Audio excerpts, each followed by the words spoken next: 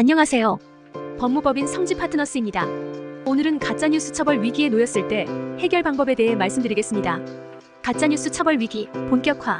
유튜브나 인스타그램 등의 플랫폼을 통해서 이슈 내용이 빠르게 번지는 요즘입니다. 이에 가짜뉴스 처벌을 위하여 유튜버나 SNS 계정 주인을 고발하는 사례가 매우 증가하였습니다. 법무법인 성지파트너스에도 유튜브나 SNS에 이슈화가 된 콘텐츠를 게시하였다가 고소인으로부터 고발을 당하여 찾아온 피의자들이 많았습니다.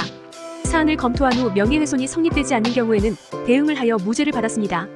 반면에 모욕죄나 명예훼손이 성립될 수 있는 사안의 경우 피해자와 합의를 조율하는 등의 해결 방법을 빠르게 강구하여 기소를 막았습니다.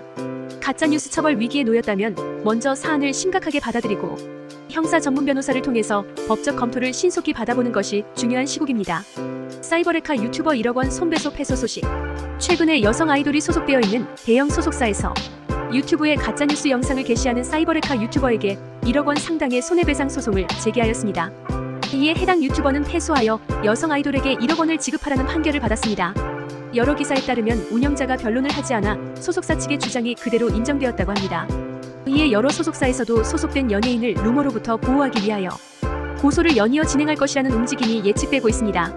위 사례의 경우 손해배상 청구에 해당되나 명예훼손 및 모욕 등의 혐의가 적용될 시 손해배상과는 별도로 형사처벌까지 이루어질 수 있습니다. 대응하지 않는다면 징역 및 벌금형을 선고받을 뿐만 아니라 손해배상 청구로도 이어질 것이므로 주의하시기 바랍니다. 이번 글에서는 가짜뉴스 처벌에 관련된 법령과 처벌 위기에 놓였을 때 해결 방법에 대해서 말씀드리겠습니다. 가짜뉴스 처벌되는 명예훼손죄와 모욕죄. 먼저 명예훼손죄는 사안에 따라 다른 법령과 처벌이 이루어질 수 있어 주의하여야 합니다. 유튜브, SNS를 통해서 가짜뉴스를 퍼뜨린 행위는 정보통신망법에 따른 명예훼손죄가 성립됩니다.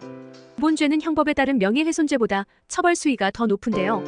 사람을 비방할 목적으로 정보통신망을 통하여 공공연하게 거짓의 사실을 드러내어 다른 사람의 명예를 훼손하였다면 7년 이하의 징역, 10년 이하의 자격정지 또는 5천만 원 이하의 벌금에 처합니다. 다만 피해자가 원치 않을 시 공소는 제기되지 않습니다. 정보통신망 이용 촉진 및 정보보호 등에 관한 법률 제70조 참고. 이에 피해자들은 비방할 목적이 없었으며 공익 목적의 알 권리를 주장하고는 합니다. 그러나 연예인들이 루머로 인하여 극단적인 선택까지 하는 사건이 벌어지는 상황이기에 공익적 목적이 받아들여지지 않을 가능성이 높으므로 섣불리 혐의를 부인하는 것은 올바른 해결 방법이 아닙니다. 또한 명예를 훼손하는 행위까지 이르지 않았어도 가짜뉴스 처벌 시 모욕죄가 적용될 수 있는데요. 이번 죄는 공연히 사람을 모욕하였을 때 성립하며 1년 이하의 징역이나 금고 또는 200만 원 이하의 벌금에 처합니다. 일례로 이태원 참사가 발생한 후 피해자들에 대한 모욕적인 가짜뉴스가 퍼진 적이 있었습니다. 이때 많은 법조계 관계자들이 가짜뉴스를 직접적으로 만들지 않았어도 유포하였다는 사실만으로도 모욕죄가 적용될 수 있음을 주의하여야 한다고 전하였습니다. 모욕죄의 형량이 매우 높지는 않지만 추후 민사상 손해배상 청구도 받을 수 있다는 점을 매우 주의하여야 합니다. 이 밖에도 망인의 명예를 훼손하는 행위를 한 자는 형법에 명시된 사자명예훼손죄로 처벌되며 신문이나 잡지, 라디오 등의 출판물에 의하여 타인의 명예를 훼손한 자는 출판물 등에 의한 명예훼손으로 처벌됩니다. 가짜뉴스 처벌 위기 해결 방법은 합의 또는 법리호의 주장. 피해자 합의 필요할 때. 가짜뉴스는 기본적으로 공공의 이익을 해하기 때문에 위법성 조각 사유에 해당하지 않습니다. 이에 피해자와의 합의가 필요할 때가 많습니다.